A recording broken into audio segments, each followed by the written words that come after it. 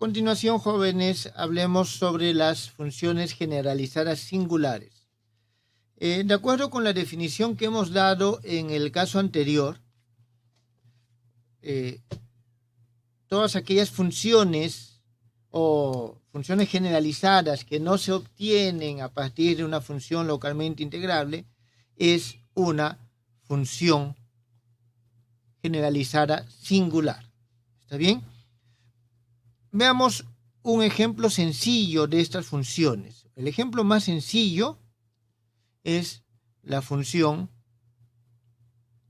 delta de Dirac.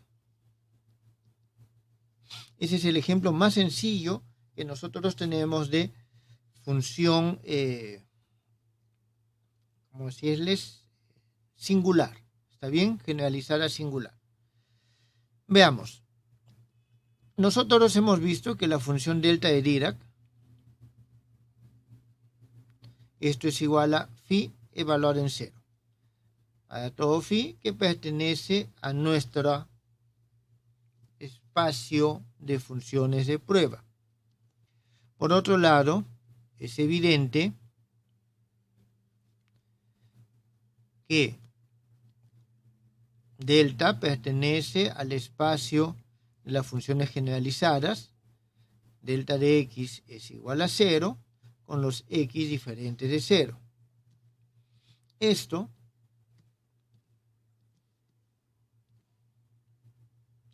dado que el soporte de delta es solamente el número 0. ¿Está bien? Entonces tenemos ya el soporte de esto. Probemos de que efectivamente esta es una función generalizada singular. Para esto, nosotros hacemos lo siguiente. Vamos a considerar lo contrario. Probemos que delta es una función generalizada, voy a ponerlo así, singular, por contradicción.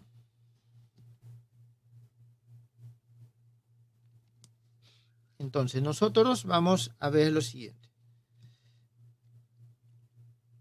Supongamos que existe una función f de x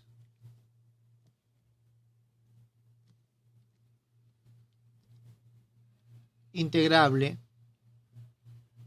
localmente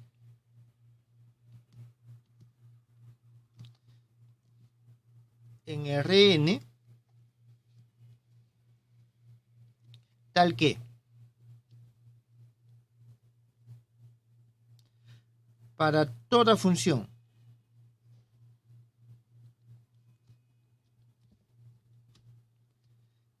phi que pertenece a D se cumple lo siguiente. La definición de función regular f de x, phi de x, d de x es igual a phi de 0.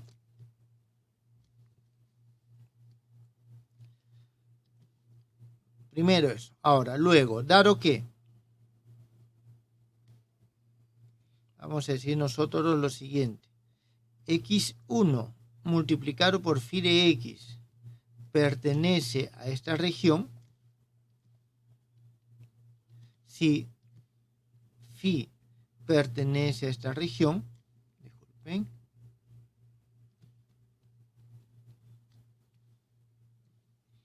entonces, a partir de esta expresión que tenemos, nosotros podemos decir lo siguiente.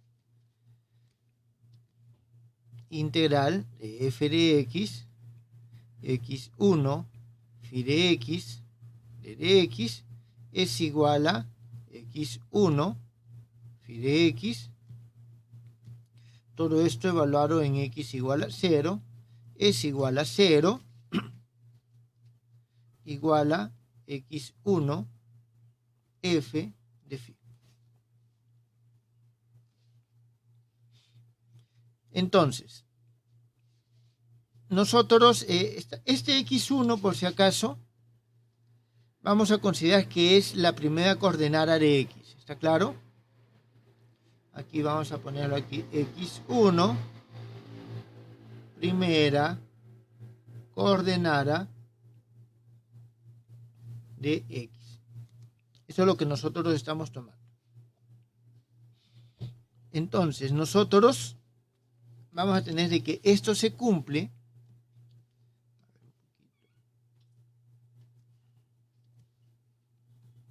para todo phi que pertenece a D, con esta condición.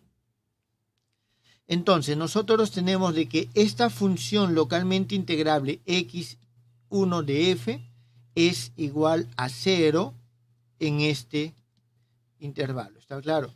O sea, ¿por qué esto es igual a 0? Porque el x1 es igual a 0. ¿Está claro? Al ser la primera coordenada de x y esto es igual a f de 0. ¿Está claro? En este caso el x evaluado en 0 es igual a 0. Por eso esto es igual a 0.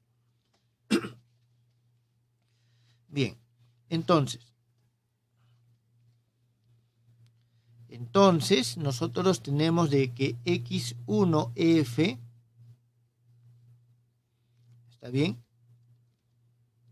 es igual a 0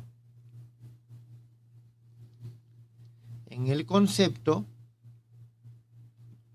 de función generalizada. De función generalizada. Entonces, por el lema que hemos visto anteriormente, nosotros tenemos lo siguiente.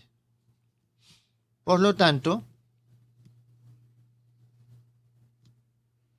nosotros tenemos de que x1 de f de x es igual a 0. Y, en consecuencia,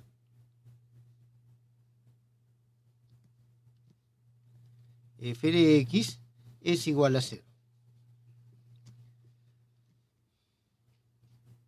Lo que contradice,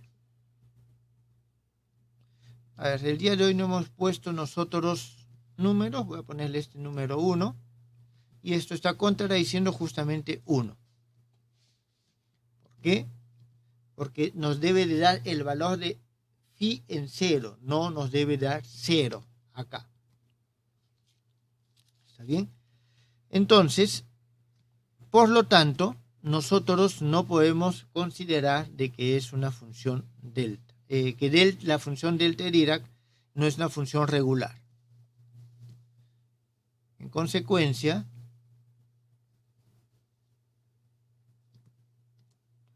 nosotros tenemos que delta es singular.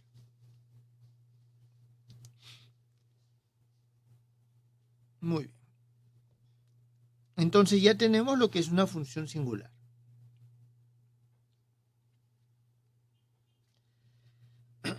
Bien.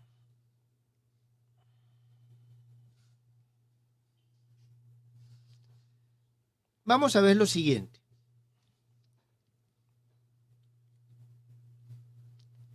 Sea que nosotros tenemos esta omega epsilon de x. Jóvenes, es la función que nosotros vimos la clase pasada. A ver, ¿dónde la tenía? Por aquí, disculpen.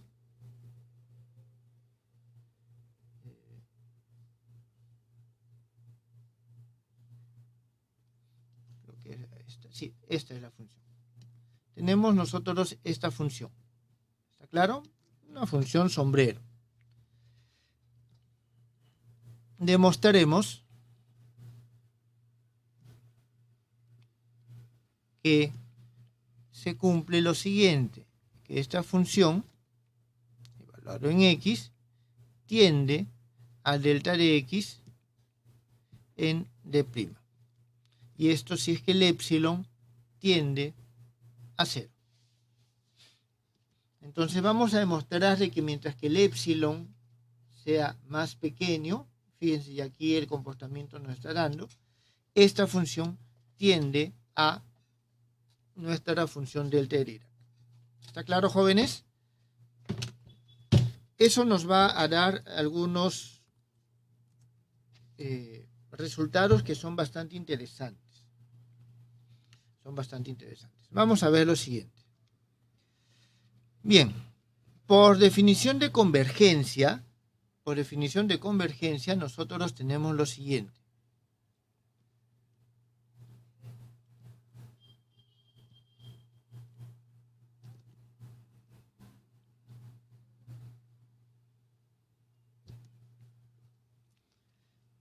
Aquí nosotros tenemos de que el límite, cuando el épsilon tiende al 0 por el lado positivo, integral de omega épsilon de x, phi de x, d de x, esto es igual a phi de 0. Phi pertenece a nuestra región. ¿Está bien? Entonces, nosotros vamos a tener lo siguiente. Eso es por convergencia. ¿Está bien? La convergencia nos está diciendo esto. Ahora vamos a ver o analizar la condición de continuidad. Por continuidad. Por continuidad nosotros vamos a tener que, continuidad de phi de x para cualquier eta mayor que 0, existe un épsilon sub 0 mayor que 0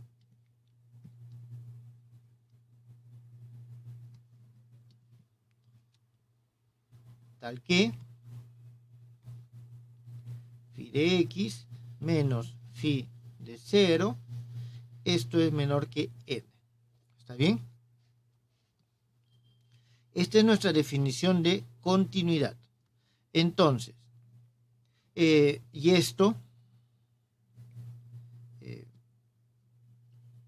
para nosotros vamos a tener aquí el valor absoluto de x, que es menor al épsilon sub 0. Entonces, de aquí, utilizando esta función, vamos a tener lo siguiente. De aquí tenemos la integral omega épsilon de x, phi de x, d de x, menos phi de 0. Aquí nosotros tenemos valor absoluto. Va a ser menor o igual integral omega épsilon de x, valor absoluto de phi de x, menos phi de 0. Ya lo hemos visto esto anteriormente, de x menor que eta, integral de omega épsilon de x, de x. Y esto es igual a eta. Esto es lo que nosotros tenemos acá. Jóvenes, ¿está claro? Entonces nosotros tenemos de que esto es también continuo. Solamente para recordar, jóvenes, este omega épsilon de x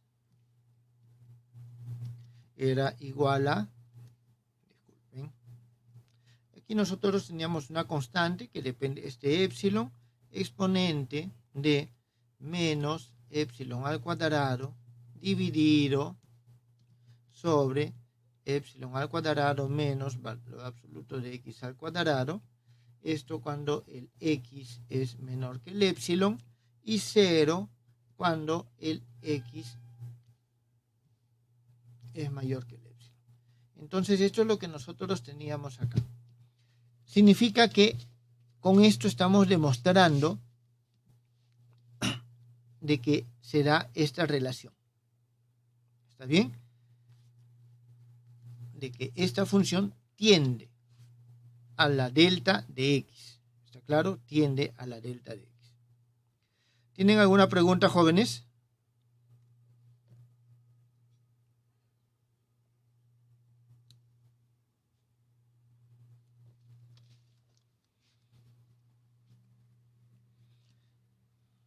Bien. vamos a ver lo siguiente para complementar esto. La generalización.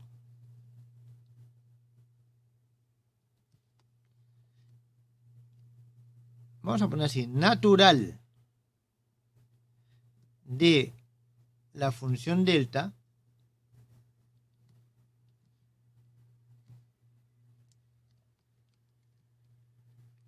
es la, un momentito,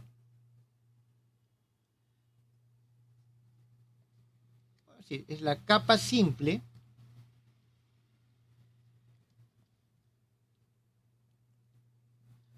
sobre una superficie. ¿En qué consiste este concepto de capa simple? ¿Está bien? Supongamos que nosotros tenemos una superficie suave. Esta es una superficie suave. ¿Está bien? Y nosotros vamos a tener que en esta superficie suave está definida una función continua. Entonces, S, superficie suave, y tenemos este mu de x, función continua sobre esta región S. ¿Está bien? Entonces, nosotros vamos a definir una función generalizada. Definimos la función generalizada mu delta S.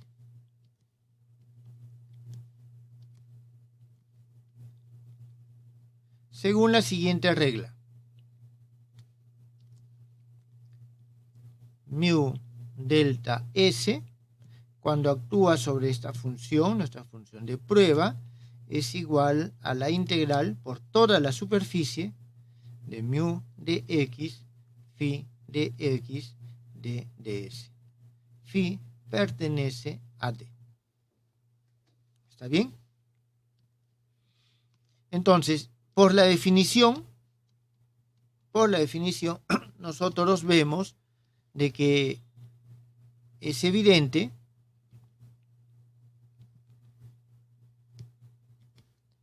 que esta función mu delta ds pertenece a d'.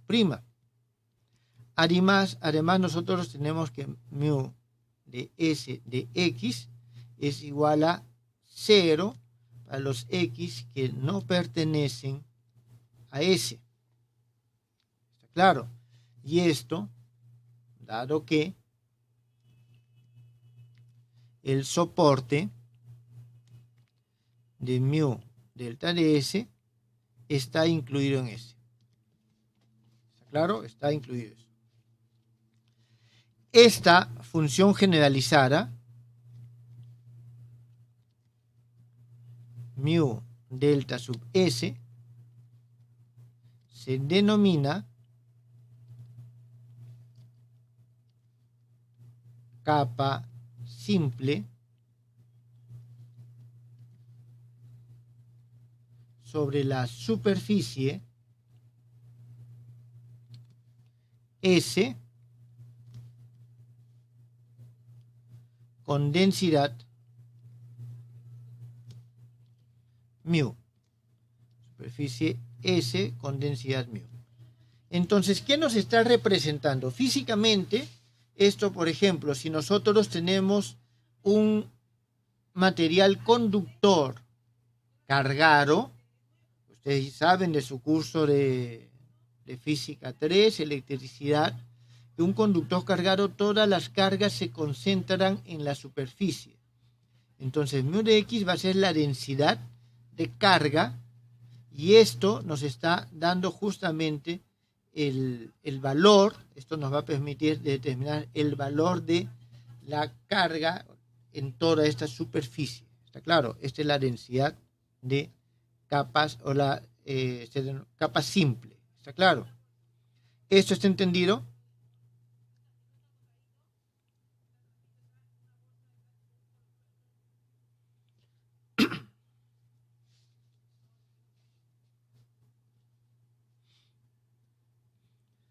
Muy bien, entonces, esto es la función delta es una función generalizada singular y a partir de ella podemos generar otro tipo de funciones generalizadas.